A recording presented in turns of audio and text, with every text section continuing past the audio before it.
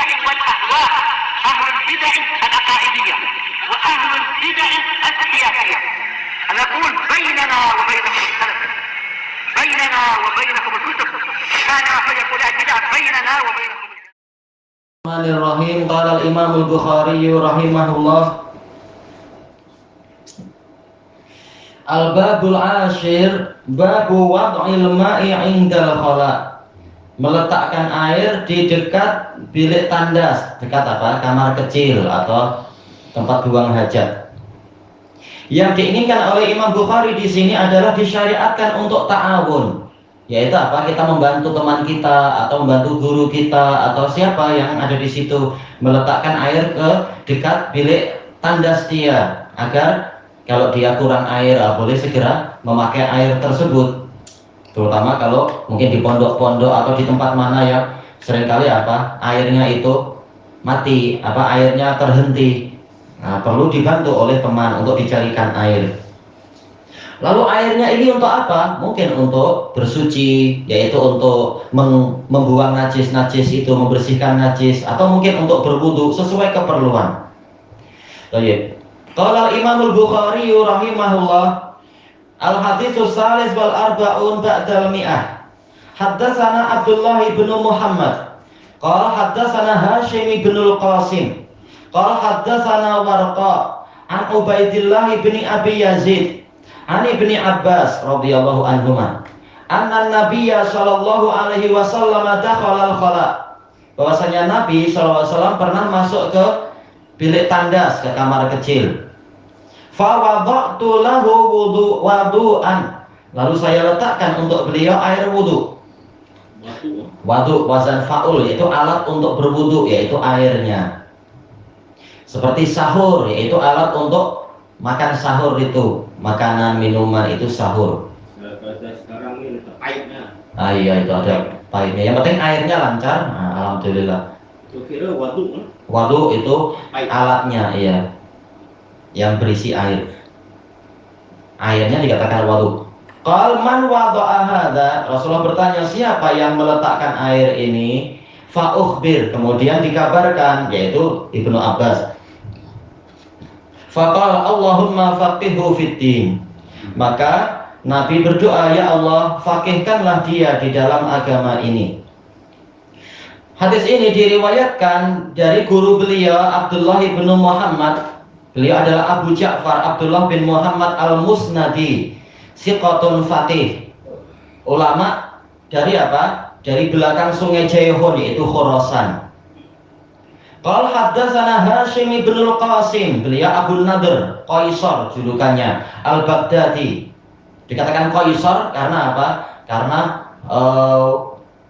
waliul amr gentar pada beliau, karena mereka sholat bukan pada waktunya, sholat wajib.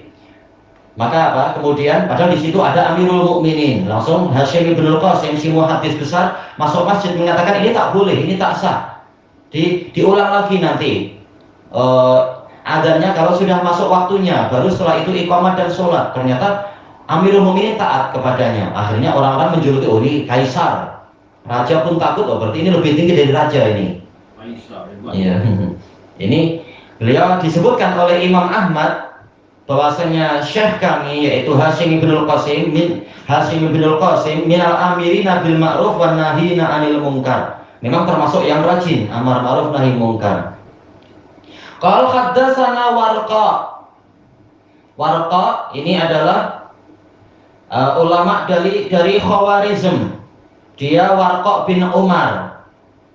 Cuma kunyahnya ana lupa, kalau tak salah Abu Abdillah Warqa, ya Abu Abdillah Warqa bin Umar al-Khawarizmi siqah. Ini ajam sebenarnya. Iya betul. Adapun kalau Hashim bin Qasim wallahu alam, beliau Baghdadi. Baghdadi mungkin Arabi, mungkin Parsi itu. Wallahu alam. Irak.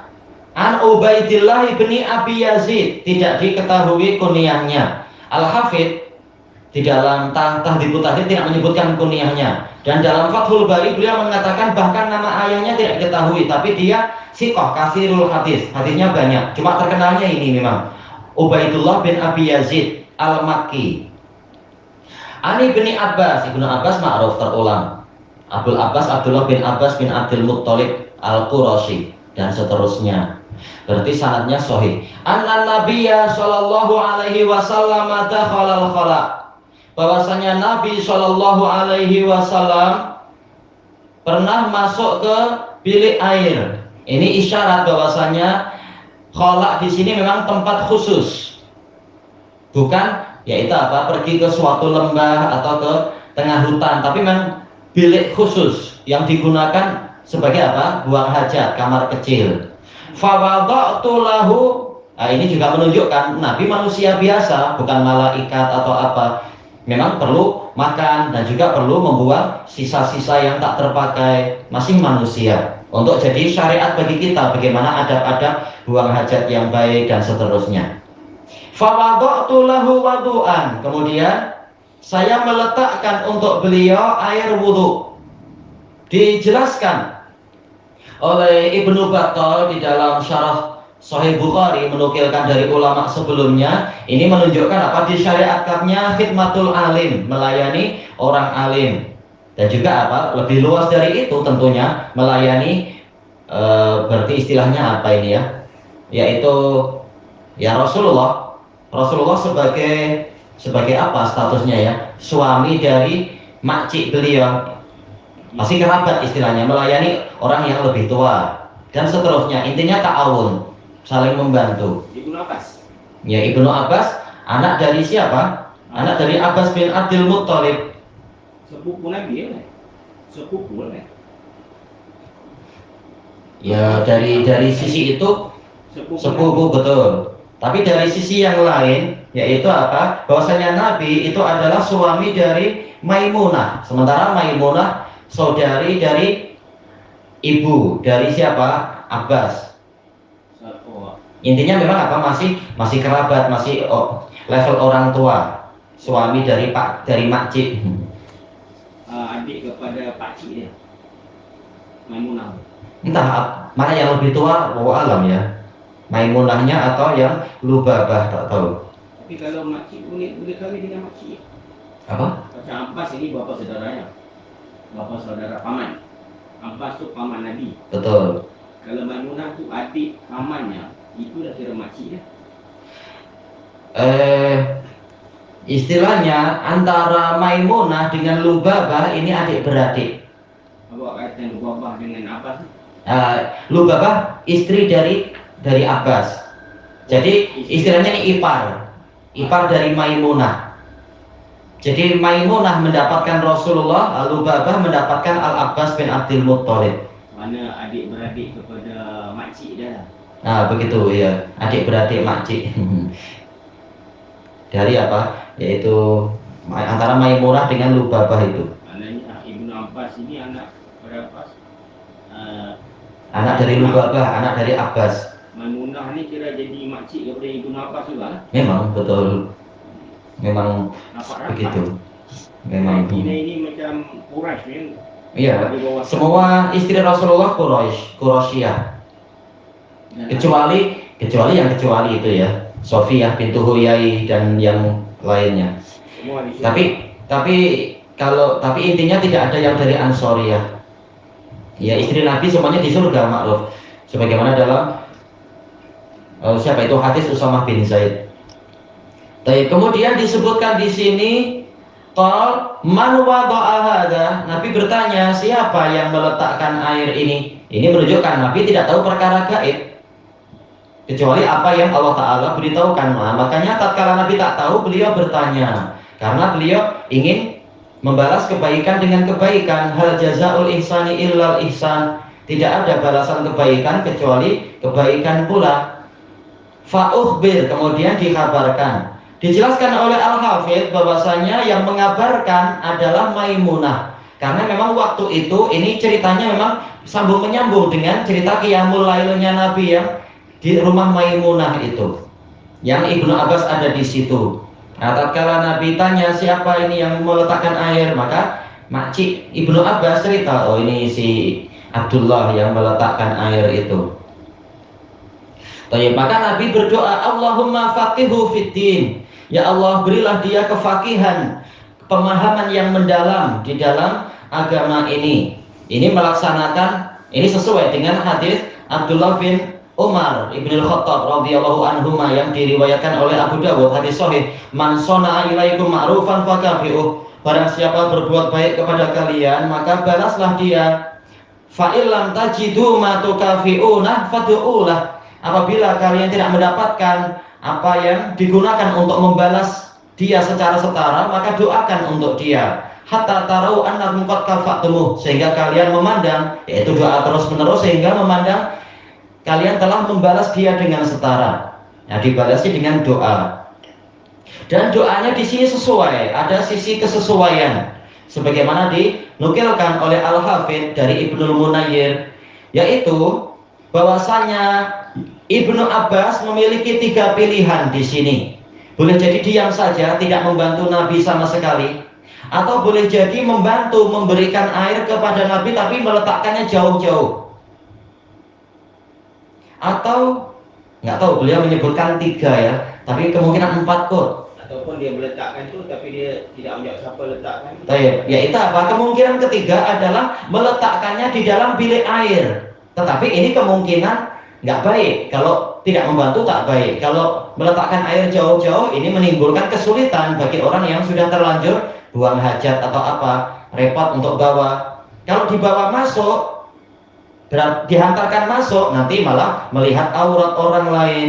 Maka Ibnu Abbas memilih pilihan yang satu lagi, yaitu meletakkan di dekat bilik air, sehingga ini tak perlu masuk, tapi juga Nabi tak perlu jauh-jauh untuk mengambil airnya. Nah, ini menunjukkan kedalaman fikih. Maka didoakan Allahumma faqihhu fiddin. Apa yang menjadikan Nabi sampai berdoa supaya Ibnu Abbas ini mempunyai agama yang mendalam, hasil Mungkin dilihat dari apa? Dilihat dari talent tadi ya, dari ketelitian Ibnu Abbas dalam memahami. Betul, memiliki pemahaman. Ada beberapa pilihan, memilih cara yang ini menunjukkan dia punya fikih, punya pemahaman yang mendalam. Maka dikasih doa sekalian yang sesuai, biar sekalian jadi sebagus-bagusnya.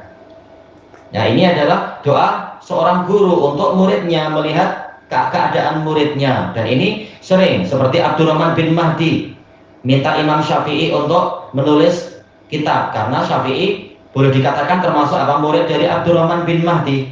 Syafi'i dan Ahmad belajar ke Abdurrahman bin Mahdi. Abdurrahman bin Mahdi minta Syafi'i untuk mengarang kitab yang membantu memahami fikih, maka ditulislah kitab Risalah.